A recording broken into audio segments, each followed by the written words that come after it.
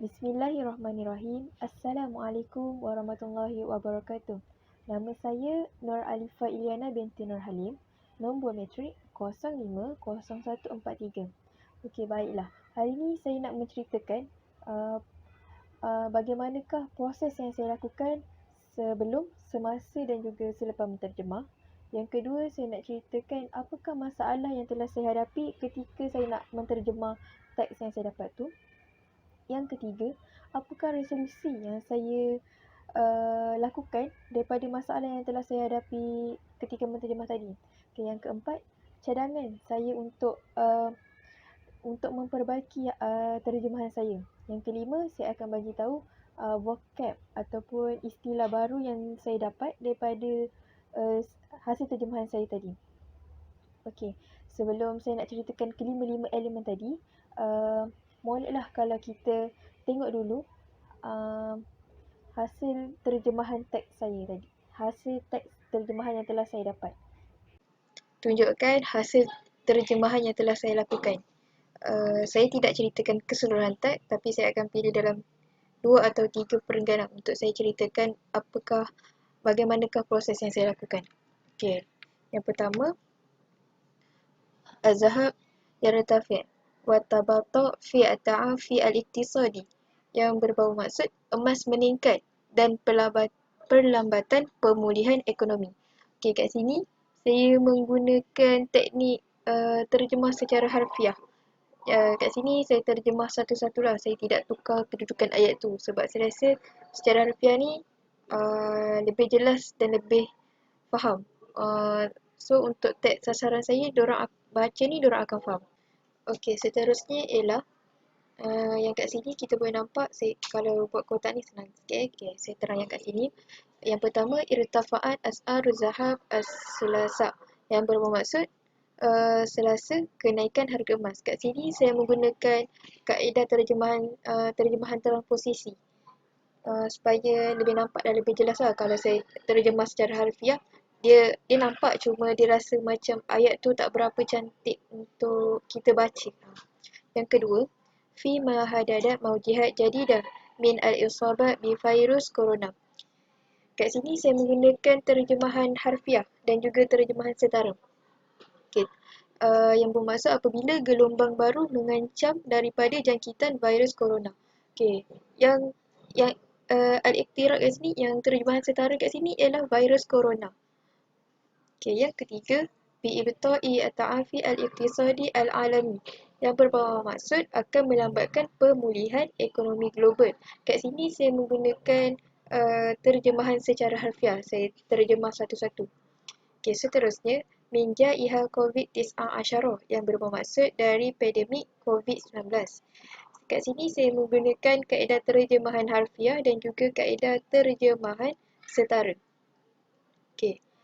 Seterusnya, litazi' min i'ra al-mi'dan al-asfar kamilas aman. Kat sini saya menggunakan kaedah terjemahan secara harfiah. Dia punya teks sasaran dia ialah untuk meningkatkan daya tarikan logam kuning sebagai tempat berlindung yang selamat. Okey, seterusnya saya akan pilih perenggan yang kat bawah pula. Okey, yang ni. Okey, untuk ayat yang ni pula, yang pertama ni saya menggunakan kaedah terjemahan transposisi dan juga terjemahan setara. Okey. Teks masdar dia wa'adan adal kabir min daul min bainiha wilayah al-mutahadda wa Rusia wa Afghanistan arqaman qiyasiyah li isabah bi COVID-19. Okay, kat sini nas hadaf dia, teks sasaran dia, sebilangan besar negara mengumumkan catatan kes COVID-19, antaranya Amerika Syarikat, Rusia dan Perancis. Kat sini saya telah menggunakan kaedah transposisi untuk menampakkan ayat tu lebih cantik dan ayat tu lebih mudah difahami untuk sasaran saya. Okay, seterusnya, mimma iqtira al-ba'du lil fardu quyud jadidah tahaddadu bi inharaf at-ta'afi al-iqtisadi al-alami anil misarah.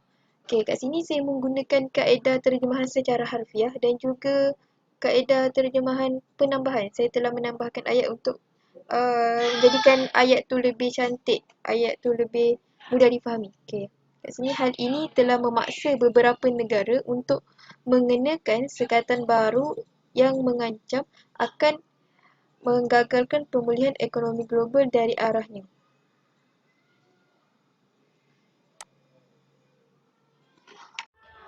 Baiklah, sekarang saya nak ceritakan bagaimanakah proses yang saya lakukan sebelum, semasa dan juga menterjemah teks yang telah saya dapat. Okey, sebelum menterjemah tu saya pastikan teks sumber yang saya dapatkan tu betul-betul teks yang betul, teks yang tepat dan juga teks yang berilmiah. Okey, yang kedua, saya akan baca berulang-ulang kali teks tu sebab teks yang saya dapat tu teks dalam bahasa Arab. So saya akan baca berulang-ulang kali supaya saya lebih faham apa isi, apa maklumat yang cuba dia sampaikan. Okey. Semasa menterjemah pula, saya menggunakan banyak platform untuk menterjemah teks sumber saya tu. Antara platform yang saya gunakan ialah Kamus Oxford Dewi Bahasa, Bahasa Arab Melayu, Melayu Arab. Lepas tu saya menggunakan Google Translate, Reverso dan juga Kamus Ma'ani. Selain tu saya juga ada cari dekat website-website lain seperti Berita Harian. Saya ada tanya untuk saya cari tu sebab saya nak tengok istilah-istilah yang diorang gunakan tu, sebab bila saya nak cari kalau menggunakan Google Translate tu maybe dia akan jadi secara harfiah, dia tak sama. So saya perlu cari istilah-istilah dia yang betul. Tak pun saya akan tanya orang yang lebih mahir. Saya tanya dekat diorang apakah betul tak istilah yang saya guna ni, betul tak, sama tak, macam tu. Lepas tu saya tentukan teknik dan juga prosedur untuk menterjemah teks sumber saya ni. Contoh macam menggunakan kaedah transposisi ke, kaedah penambahan atau perguguran, kaedah pinjaman setara atau dan banyak lagi. Okey, proses selepas menterjemah pula saya akan peram 2-3 hari untuk saya semak balik.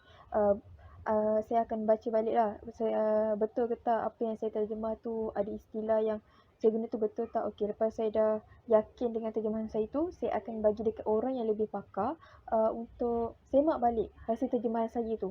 So daripada situ saya akan perbaiki balik lah. Lepas dah semak tu saya akan perbaiki balik apa kesalahan yang telah saya buat. Saya akan betulkan balik untuk seragamkan balik semua tu. Itu ialah proses yang saya lakukan selepas menterjemah. Okey, baiklah, seterusnya masalah yang saya hadapi ketika saya nak menterjemah teks yang saya dapat ni. Okey, antara masalah yang saya hadapi ialah kan dia dalam bahasa Arab, jadi saya tak tahu istilah dia bila kita nak terjemahkan ke dalam bahasa Melayu dia, istilah dia macam apa istilah dia. Kat situ saya jadi macam kesukaran kat situ. So jadi saya itu masalah yang pertama. Okey, masalah yang kedua,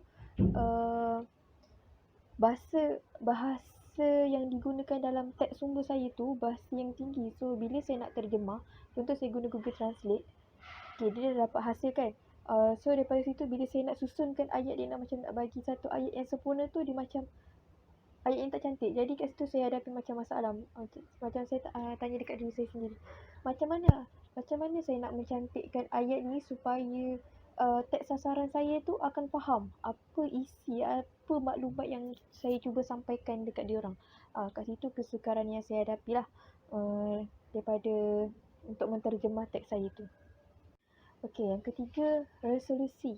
Okey, berdasarkan daripada masalah yang saya hadapi tadi, resolusi yang saya buat ialah yang pertama saya akan tanya kawan-kawan saya, macam saya tak tahu istilah tadi kan. So saya akan tanya kawan-kawan saya ataupun orang yang lebih pakar. Saya nak tanya, betul tak istilah ni, ataupun saya akan tanya diorang apa istilah yang sesuai untuk yang digunakan dalam ayat ni supaya kita punya teks tu nampak macam lebih cantik, bila orang baca pun orang akan faham. Itu resolusi yang pertama saya akan ambil lah. Yang kedua, disebabkan teks sumber saya tu bahasa yang tinggi. So bila macam saya kata tadi, saya guna Google Translate, ayat dia macam bila saya nak satukan tak lawa kan. So saya akan satukan dulu ayat tu, saya akan susun.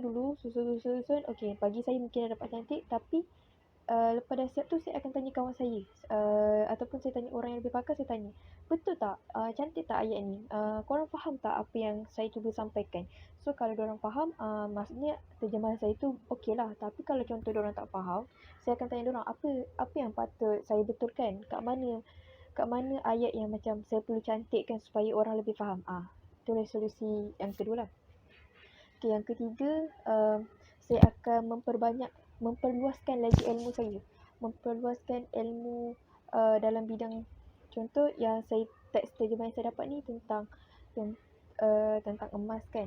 So, saya akan baca, cari maklumat dekat website-website lain. Saya akan baca. So, kat situlah saya menambahkan lagi pengetahuan saya. Banyaklah ilmu yang saya dapat daripada teks terjemahan kali ni.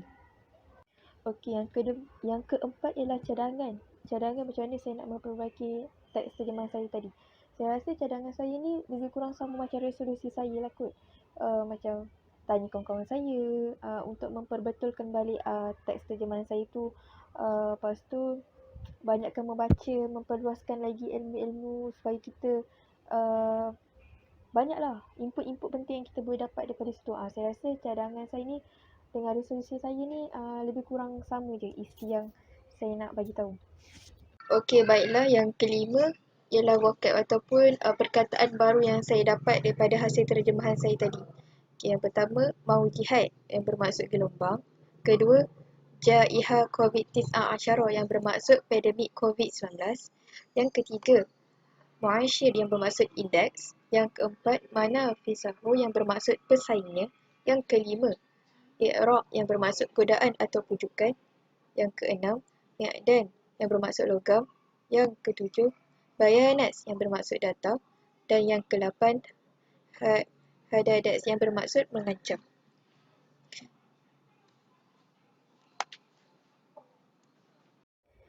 Sekian daripada saya menceritakan bagaimanakah proses yang telah saya lalui dalam menghasilkan dalam menterjemahkan teks sumber saya kepada teks sasaran untuk mendapatkan hasil yang lebih baik. Itu sahaja daripada saya. Assalamualaikum warahmatullahi wabarakatuh.